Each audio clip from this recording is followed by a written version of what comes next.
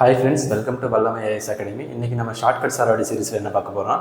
Topic of cancer வந்து நம்ம இந்தியாவில் எத்தனை ஸ்டேட்ஸ் வழியா போகுது அப்படிங்கிறத பார்க்கலாம்.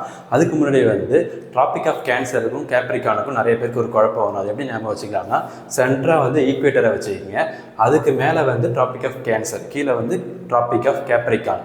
நம்ம இந்தியாவில் வந்து எது கிராஸ் ஆகுதுன்னு பார்த்தீங்கன்னா டாபிக் ஆஃப் கேன்சர். அதை எப்படி ஞாபகம் வச்சுக்கலாம்னா, நார்த் இந்தியாவில் நிறைய பேர் வந்து டொபாக்கோ, அதாவது புயல், பான்ட்ரக் அந்த மாதிரி போடுவாங்க. அவங்களுக்கு வந்து கேன்சர் வந்துடும் ஈஸியாக அப்படின்னு வச்சுக்கோங்க. இப்போ நார்த் பார்ட்டில் என்ன இருக்குது? Topic of cancer. நெக்ஸ்ட் வந்து இந்த டாபிக் ஆஃப் கேன்சர் எந்தெந்த ஸ்டேட் வழியாக போகுதுன்னு மொத்தம் வந்து 8 ஸ்டேட்ஸ் வழியாக போகுது. ஃபர்ஸ்ட் வந்து குஜராத், நெக்ஸ்ட் செகண்ட் வந்து ராஜஸ்தான், தேர்ட் வந்து மத்திய பிரதேஷ் தேர்ட் ஒன்று. ஃபோர்த் ஸ்டேட் எதுன்னு பார்த்தீங்கன்னா சத்தீஸ்கர், CH. ஃபிஃப்த்து வந்து ஜார்க்கண்ட்,